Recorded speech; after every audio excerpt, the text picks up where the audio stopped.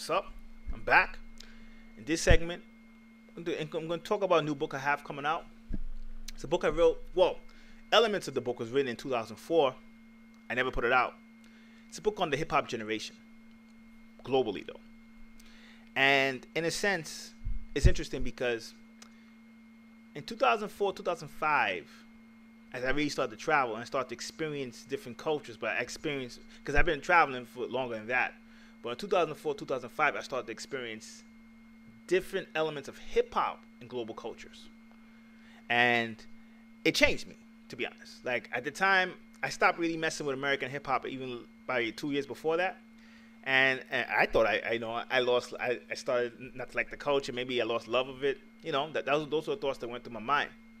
But as I experienced hip hop around the world, I realized, no, I still love the culture because it's a culture. It's not really just a music, right? And I guess I forgot that, where I fell out of love with the music element of what it became in the States. But the culture was still strong. I still loved it. And when I saw it around the world, the reason why I really started to respect it was because as a man of African descent, you know, you travel. Well, if you do travel, right, you read up stuff online, they'll tell you, don't go here, you know, they don't like black people and all this other stuff, right? And unfortunately, most black people, you know, pay attention to that and they don't travel. As I started to travel, I started to see, wow, a lot of the places that the energy of hip hop overtook, it opened up doors for me or for other people who, like myself, who were traveling, where people started to just respect you. Like, it was like a curiosity and a fascination they had with you that when I started to look online, I didn't see. In fact, I started some places I actually started, like, that I went to that people say, don't go to, I experienced something totally different. And, you know, when you know hip hop is kind of, you know, the energy hip hop is revolutionary. For me, there's no difference between studying the founders of rap and studying the revolutionaries, the Nat Turners, the Che Guevaras, the Mao Zedongs. Like, to me, there's no difference, to be honest. And it's revolution. Now, some people may not like a revolutionary's tactics, but, you know, before you judge anyone, you have to look at the conditions at the time that caused them to do certain things that they did. And in a lot of ways, I saw, wow, hip-hop is like its own nation, but that's beyond traditional borders. It's beyond being from Canada, America, Jamaica, Russia, you know, South Africa, Ghana. It's beyond that. But it wasn't always getting translated.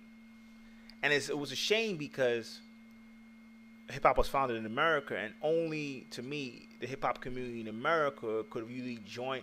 Only the hip-hop community in America could unify the hip-hop community globally, if that makes any sense, because it's the foundation that everybody looks to American culture. But in America, they didn't really care about hip-hop outside. And sometimes, especially if you deal with mainstream hip-hop, not underground hip-hop, but if you deal with mainstream hip-hop, they only saw it as a type of music. And it became even where the breakdance and the graffiti, some of the youngins don't even consider hip-hop anymore. So, you know, I put the book aside, said, right, went on to other things, wrote Comedic Mackin in 2009. But as I was going through my old Gmail accounts, not even Gmail, it was, I think, Yahoo, I saw it. And I said, wow. It was Yahoo, right? And my Yahoo account. And I saw it. I said, wow. Like, I had this stuff stored. And I said, damn. I was reading through some of the notes. And I said, some of this stuff could apply to this time now. But not from the aspect of just making a book talking about hip-hop, even globally, which it will cover some of it. But the generation of what the hip-hop generation globally. You know, when you see things like Barack Obama become president, and I'm not a fan, you know, he doesn't match my politics, so I'm not even saying this as a Barack Obama fan, because I'm not, right? But there's some people who would say that probably wouldn't have happened if it wasn't for hip-hop culture. Because why? Hip-hop eventually grew so strong, even people who were outside the founding race, you know, the black African race who created it, started to embrace it. And when they embraced it, it changed them, because it was a culture as well as a music. See, with other music genres, it's music. So I could listen to some music and I go back to doing what I'm doing. But it was a culture. And in a sense, it was a what we call in hip hop is a reflection of even a greater energy. That everyone who kind of got the energy, put it in the jar, and packaged it, presented it to the world of hip hop, they got the energy, but the energy it probably will be beyond what they presented, because in a sense, in order to really understand the energy, you have to see it in all those different parts. You have to understand how all the different parts are interrelated with what you perceive. So when they created it, they got the reflection of it. Sort of like anyone who practices Egyptian spirituality or Kemetic spirituality knows, you could say Ra is the sun, but solar energy is beyond the sun. Solar energy exists in places where you see no sun. So when you understand that, you understand it's the same thing. The sun is solar energy, obviously, but it's only a reflection of a greater solar energy that sometimes exists in places where you don't perceive light. It's the same thing with hip-hop. So, in a sense, I want to talk about the generation, but in order to talk about the generation, we have to go back. We have to discuss the origin of it, but also, most importantly, because so many people have discussed the origin of it, but for me, most importantly, understanding how it spread out to other places and understanding what happened when it spread out. So it's going to cover that. But I also merged it because I considered, like, when it comes to the youth, and when I say the youth, I'm talking about the hip-hop generation, so it's not going to even be just, you know what, it's not even really meant for teenagers. It's funny, when I'm talking about the hip-hop generation, I'm talking about people probably born in the 70s and beyond, right?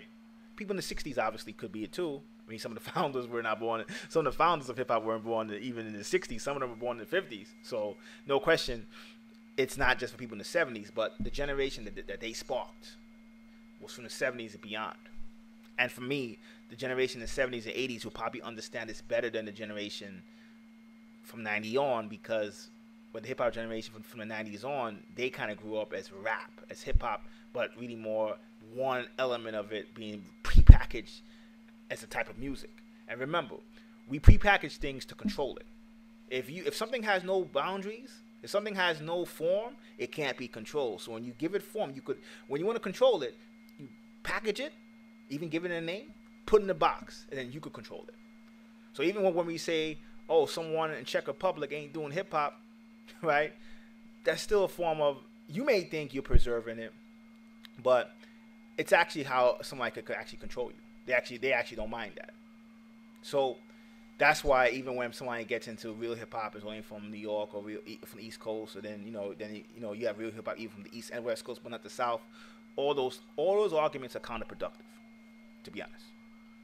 But it's the same thing when we get into arguments of only a certain group should practice hip hop. The whole world is based on things that other people create and people share. Now, of course, some people steal it. Of course, this is the physical world.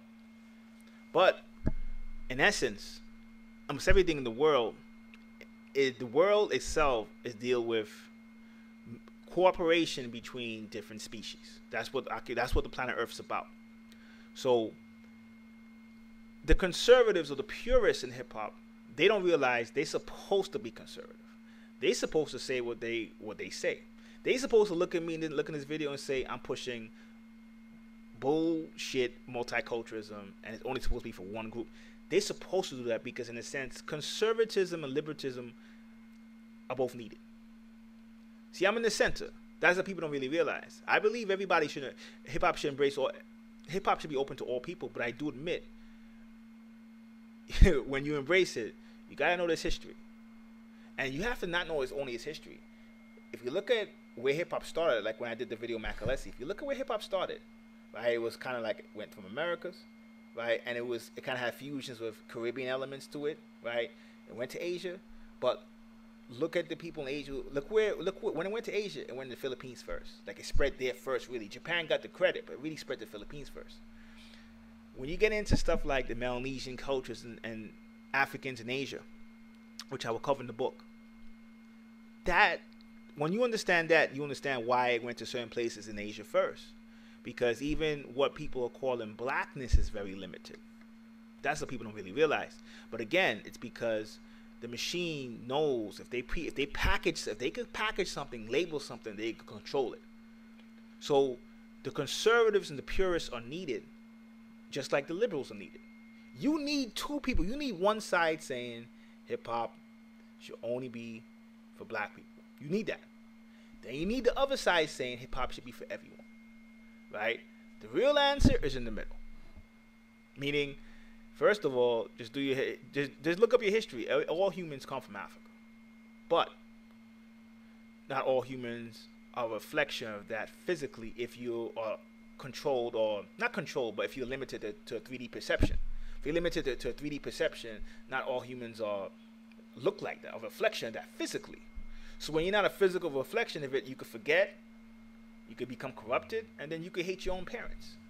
People kill their parents all the time today, right? Or parents kill their children all the time, so why would this be any different?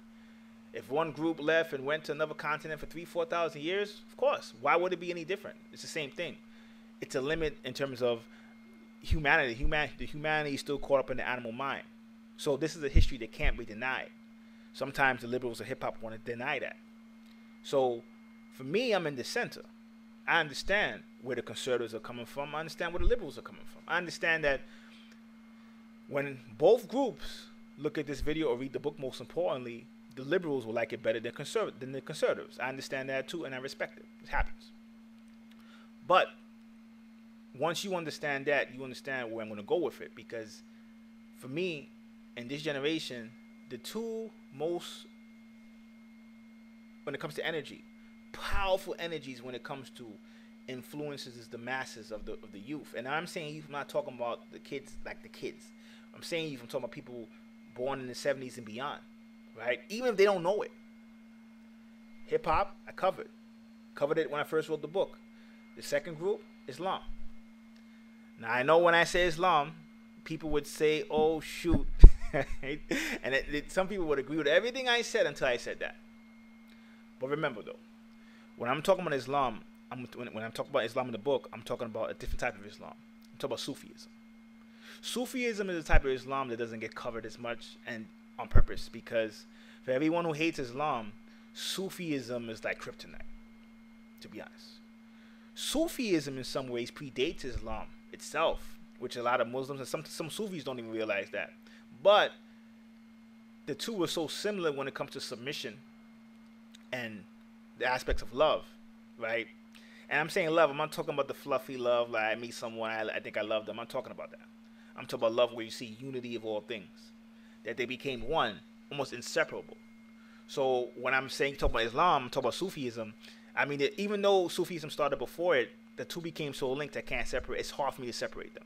The separation does come though, because in most Muslims, like when someone says, "How come I can't find a Sufi church?" and it's like, or mosque, I'm sorry, and it's like, or temple, it's like, because regular Muslims don't really like Sufis, especially the extremists.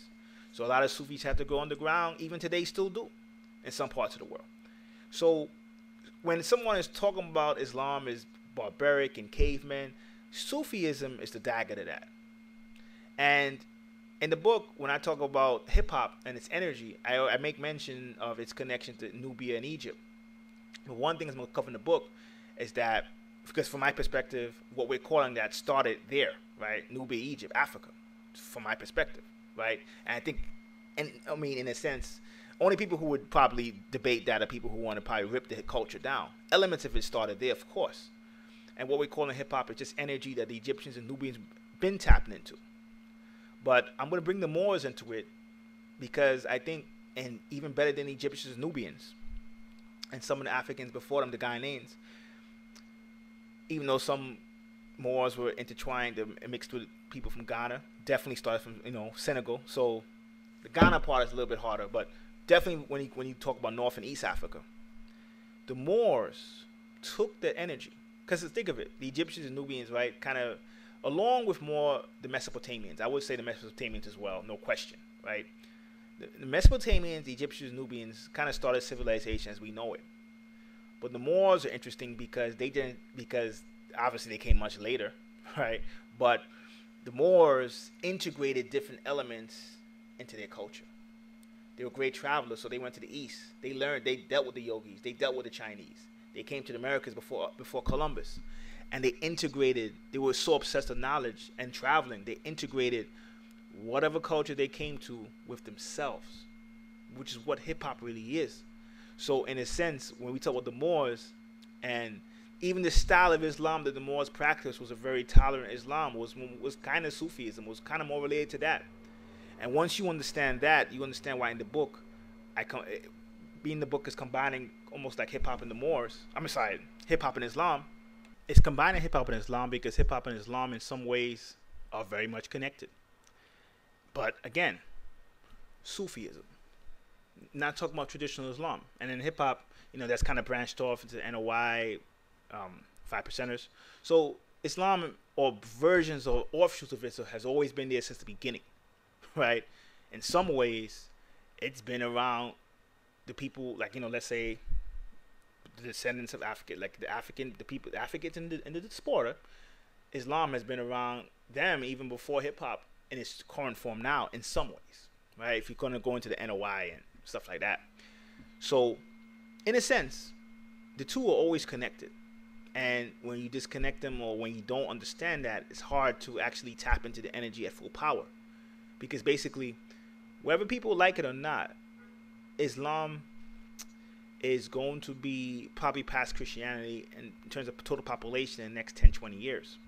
And which I don't think it's bad per se, but I think Sufism, especially because, even when you say Sufism, it's kind of a broad, because you have some Sufisms, some version of Sufism that leans toward Islam, that catering to the traditional Muslim, and then you have other aspects of Sufism that's more liberal. Because even in the book, that's why I'm going to even get into the connection between Sufis and the yogis. Very much connected to them. The yogis of India. The two are very much connected. So, in a sense, the Moors, for me, I highlight in the book more because this is actually one of the full points I'm going to get into in the book. When you look at the New Black, right, which I'm getting the New Black from combining Islam and hip hop, right, the New Black. One of the fundamentals of the New Black is the fact, especially this is when the Moorish part comes in. Asia is crucial because especially when you get into Mesopotamia, from the Mesopotamian angle for sure, right? But even if you want to get into the Egyptian Nubian angle, the spiritual aspects of the culture that we were dealing with was preserved over there. And too many times, spirit is not discussed. Or if it is discussed, it goes into kind of like the space cadet stuff that anyone who's reasonable can't really deal with. They can't feel. So they say, F this metaphysical stuff.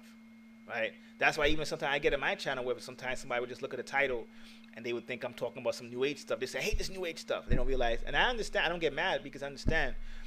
When people think spirit, that's what they think. Asia, the Asian connection is beyond crucial. Beyond crucial, to be honest.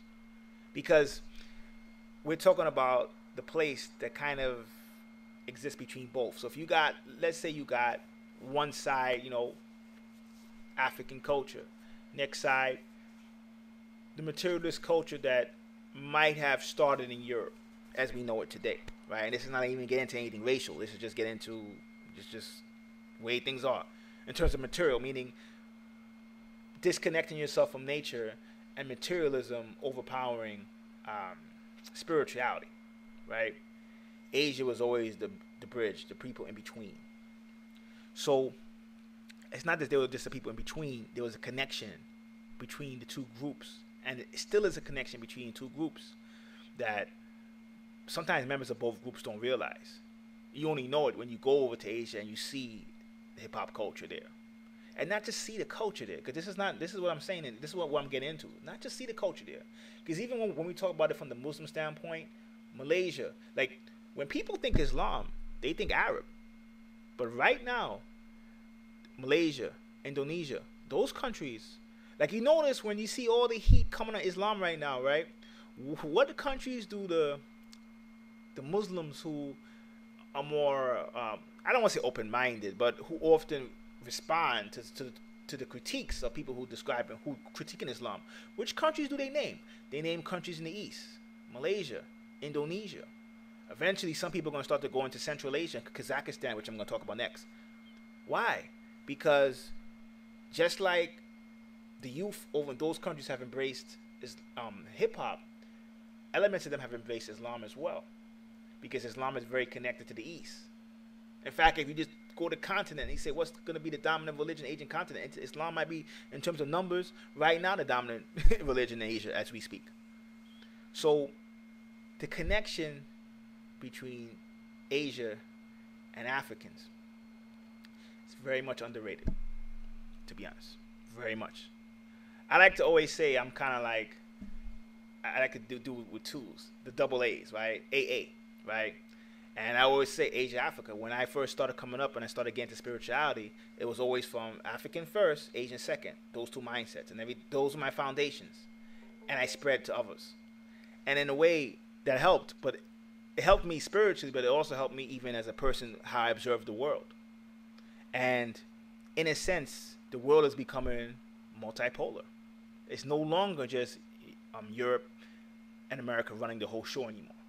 A lot of Asian powers have risen, and have brought balance to the world. And I'm not saying the world is better. I'm not saying those Asian powers are even good. I'm not even saying that at all. I'm just saying, it's like I said in my Ferguson video, it just gives you more options. In chess, you always want other players to take from the board. You don't want it to be one boogeyman. Once it becomes 3 and 4, the game automatically just naturally has to balance itself.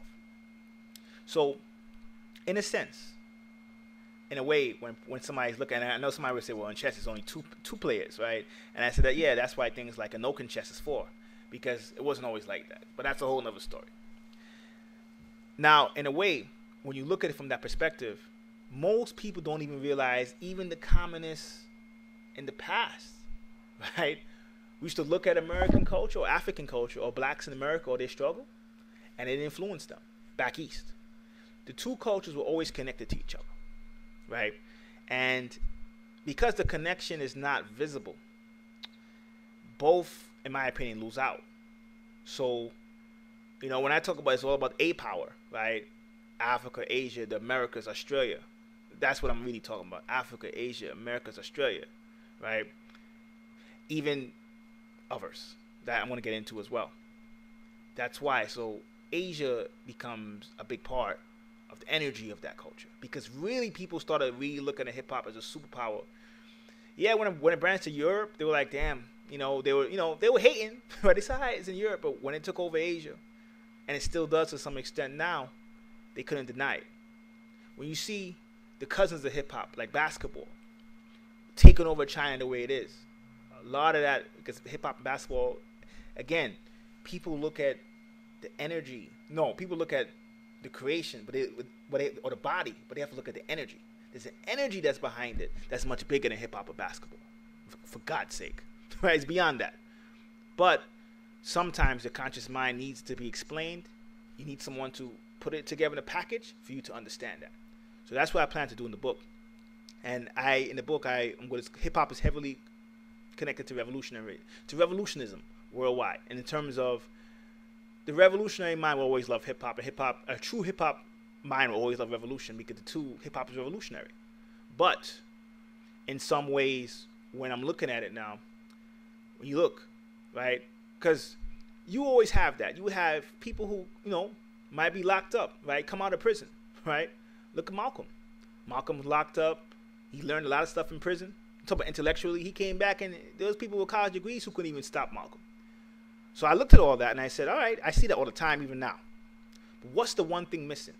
A learned man would always kind of get economics. They might study history. They might study other cultures, right? But what's the one subject the learned man doesn't study, to be honest? What's the one subject, for the most part, or if he does study it, it's still coming from a limited perception? It's science. Science is probably, and science, when you think science, you definitely don't think hip-hop or Islam, for God's sake, right? But you should. And the fact that you don't is the problem. The fact that when people look at masculinity and they think, only Mars or only physical force is masculinity, the highest form of masculinity is actually Mercury. It's actually the intellect. It's the first, right? And some people know that, but they get into history. They get into religion, they get into spirituality. But understand this. True science is not personal. You call the facts as it is, right? That's what true science is. My younger days, I probably believed in the superiority of races, certain races, my own particularly, right? I'm not gonna lie, I ain't gonna front, I did. As I got more grounded in science, it opened up my eyes to new possibilities. Science is not personal. I know when someone hears this, they're gonna probably say, I don't like science because of this, I don't like science because of that. You know, science is from one culture, but they don't understand. Science is only limited when you don't understand what science truly is. Hip-hop is an art form. Sufism is a spirituality. What is science supposed to do to art and spirituality? Most people don't know, which is why I would even be covering the mind and the subconscious mind and the conscious mind in the book. True science is supposed to make your logical mind healthy, that you can practice your spirituality, you can appreciate your art. That's what true science does. The reason why science has a weakness now today, so when people say science is a certain race's creation and we shouldn't care about it, no. The reason why science, the only weakness it has, is that the people who control science today don't realize that, number one, science doesn't really work as it should if you don't understand how you have to control your animal mind, which is why yoga comes into it. Again, we talk about the East, which is why that's going to be a big part of the book. If you don't have that, your science is going to be limited. But science helps bring logic, and not just logic, protection to the conscious mind. When the conscious mind is protected, the imagination and the subconscious mind, which is the elements that people who practice spirituality tap into a lot of times to help get to the superconscious, will be sound, will be healthy. Spirituality became religion today because of unhealthy conscious minds. Then the subconscious got corrupted, and then we are where we are right now. So the new black, science is heavily part of it. Why? Because the new black gets into, the elements of nature that you can't see, which I'm going to talk about. Archaea, algae, bacteria. The new black gets into that. That may seem like, what's that? That's where science comes in. When it comes to the microscopic kingdoms that you can't see, that, humans are more bacteria than they are human cells, right? Science is the one that's leading the way in that, not spirituality. You can't really see that from a spiritual book. Most spiritual books will get into human cells. It's beyond that. So all that stuff gets covered in the book. Just for people who think it's personal, and I love the Moors, and that's why I'm talking about it. Central Asia plays a big part of the book. Genghis Khan plays a big part of the book. The Silk Road plays a big part of the book because, from my perspective, from someone who's looking at it from the eyes of how a Sufi should, Central Asia in some ways is more promising than even North Africa is or Senegal is. So Central Asia, Genghis Khan, Silk Road, it's going to get a nice mention in the book, and it's going to be, and in a sense, a lot of those cultures are going to be more highlighted than people would expect me to. And the book is mainly going to be for the Amazon audience. So it's going to be there for a treat where literally the book, probably going to put out either March or April. Just want to see how certain things line up astrologically. The book is going to be a deal, $1.50. Yeah, you heard it. Because it's already written, so in a sense, why charge a lot for it? And in a way, it's for the Amazon audience, so it's not even really, this has nothing to do with the sci-fi stuff I'm doing, the War of Malakin stuff, Crown Lock, Mind Gate, Rise of the Kings. This has nothing to do with it. This is more like, I think that there are a lot of people who might see things in a certain way if a lot of things are explained to them from a global aspect, especially if they never traveled. So the new black, the book, I'm excited. Look out for it. And until next time, peace.